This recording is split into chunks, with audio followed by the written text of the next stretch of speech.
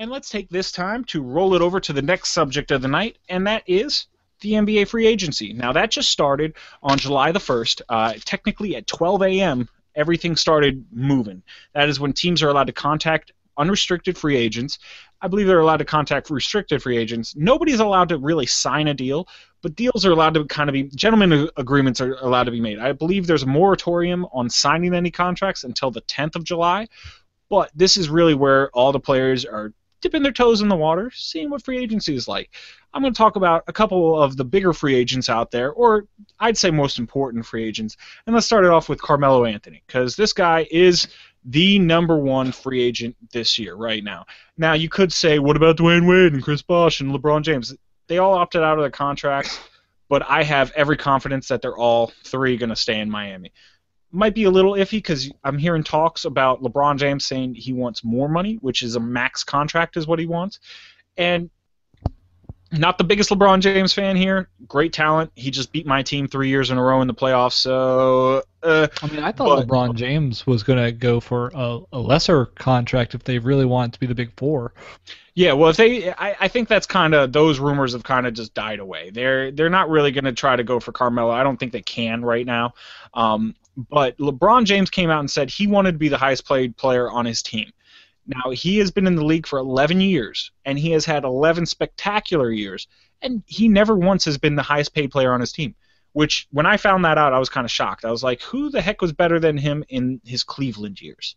Who was even on the same, like stratosphere as him? Who was in the same ozone as him? Nobody on the pay does not equate to how good the player is, and that's the case in every sport. It depends on a lot of things, but especially in basketball, it seems, because you see a lot of players, really good players, that take less than their max all the time.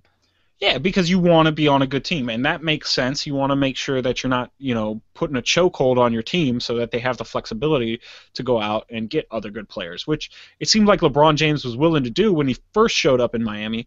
And it doesn't sound like he's so willing to do it now. Now, he still has a couple suitors, like Chicago says they're still trying to go for him. I believe LA is always a destination for everybody, and also Dallas. Those are the ones that keep popping up. But Carmelo Anthony is really the guy to look at because he's the one that's really going to be moving. Now, his first visit was to Chicago. They actually fitted him for a jersey while he was in Chicago, so they're pretty confident there.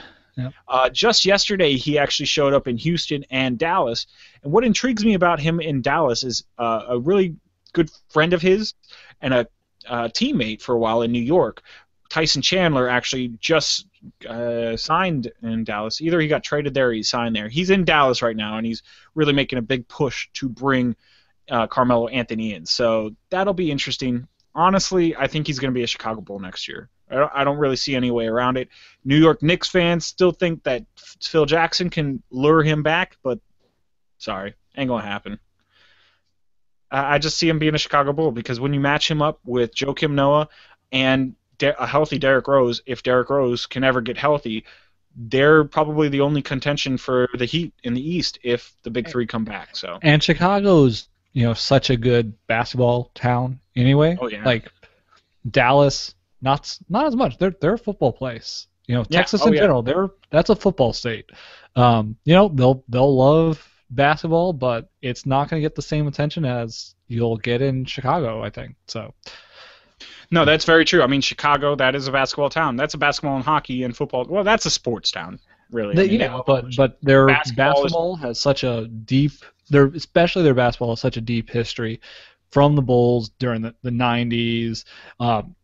In general, they've had a long history, and when I think of Chicago, I think first of the Chicago Bulls. Oh yeah. Their football team, the Bears, they've been around for a long time. They're a very dedicated fan base there. The Sox, very dedicated there. Cubs, lots of sports there. But I think the Bulls, personally. I think that in Chicago, obviously people really love the Bulls still. So yeah, I would say if you rank the sports in Chicago, like in DC, it's easy. I can rank them for you right now. It goes football, basketball, hockey, soccer way down the You list. forgot baseball's up there. Oh, I'm sorry. It goes football, baseball, basketball, soccer. And I only put baseball above basketball. Well, if the I think Wizards they make could go another run either at the way with playoffs. that one. Yeah, I think maybe basketball's a little higher because it's been consistently around a little longer. it's But true. Yeah, they didn't have a team for about 60 years here in DC, but hey, you Yeah. know. So, but let's talk about some of the other free agents that are going to be floating around out there. Now, the first one on my list, and I'm super glad that I will be crossing him off my list, is Marcin Gortat, the very talented Polish hammer. He's a center, and that is because he got re-signed by the Washington Wizards, and he was a really big part in them making such a great playoff push and then a good playoff run afterwards. So they're keeping him locked up. He's a big one. The next free agent is going to be another Wizards free agent, and that's Trevor Ariza, coming off of a career year where I believe he averaged about 14 points and something like 40% shooting from the from the 3-point line. And now 40% shooting just in general is a pretty good shooting percentage, but from the 3-point line is amazing. So he's got a big push going for him to stay in Washington. He's actually come out through his agent and said he would like to stay in Washington, but I mean, money is a big thing, so you never know what's going to happen because apparently the Heat are also looking to get him. Houston wants a player like him. LA Lakers want a player like him. So there's going to be a lot of big dogs in the ring, but hopefully he'll come back to Washington. But you never know. That's one of those things. Luol Deng, the small forward, previously of Chicago, looks like he's going to end up back in Chicago if Chicago does not end up getting Carmelo Anthony, which, again, don't really see that not happening. But if he doesn't end up in Chicago, again, there's a team like Miami. They're looking for another good backup small forward to LeBron James, and Dallas is always a place that he might show up as well. I've also heard him linked to LA Lakers, and if you'll notice, I'm saying a lot of the same teams over and over because these are the teams that usually go after the big-name free agents. Houston was also thrown in the mix there, I believe. So see where he goes. Then you have Greg Monroe out of Detroit. The two teams I hear him most connected with are Houston and LA.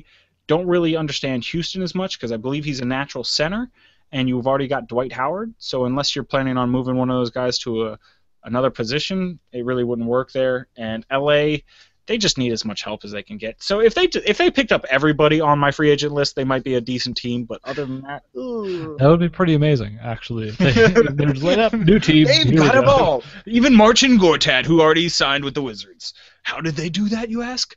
They're called LA, and they promise you a Kardashian sister if you come and play for them. Little known fact. Little known fact. They offer the Kardashian sisters out if you come and play for them. So, okay, that's a rumor. That's alleged. All right, that's not even a rumor. I just made that up right now. I solve now it's our, a rumor. Now it's a rumor. We just started that rumor. I mean, I solve all legal troubles when I say allegedly and it's fake, right? Maybe. We'll find out. Fake. Please do not send us that cease and desist letter. But yeah. Then the next one on the list is Zach Randolph. Now, this guy's going to stay in Memphis. That was the team that really showed him the most love. He was a good Portland player, but when he came out of Portland, not many teams showed that much interest in him. And he's been endeared to the Memphis fans. I can't see him going anywhere else. Look for him to stay put in Memphis. Lance Stevenson is actually probably the second most coveted free agent outside of Carmelo Anthony out there, and that's because he's just a very versatile player. Now, you might know him from "I'm going to blow in your ear, LeBron James" during the playoffs, but that apparently hasn't stopped many teams from still going for his services. That was obviously a brilliant defensive strategy. So yeah, because throw him off LeBron. Honestly, that probably does get him attention because people are talking about him, and that's a pretty ballsy move. Like, ballsy move. Yeah. And not only doing it once, doing it twice. So doing it to LeBron James, hailed often as the best player in the NBA right now, except for by a few people who would say that's really Kevin Durant. Yeah, only Kevin Durant.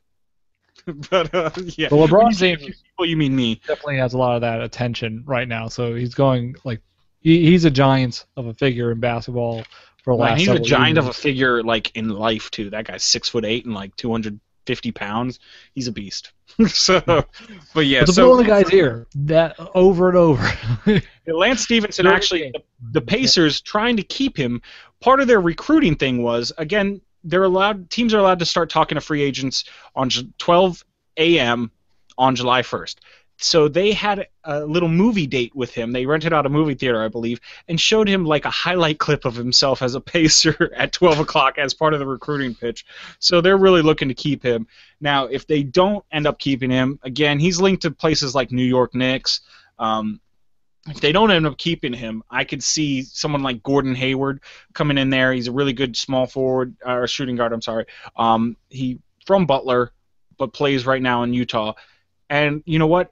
This is kind of where some of the dominoes fall. If Lance Stevenson stays in Indiana, I bet you Gordon Hayward is going to end up in Boston to reunite with his former coach from Butler, Brad Stevens. So it'll be interesting to see where some of these guys fall. And you know what? That's actually my list of free agents. So that was a lot of them, though. I went through a lot. Yeah.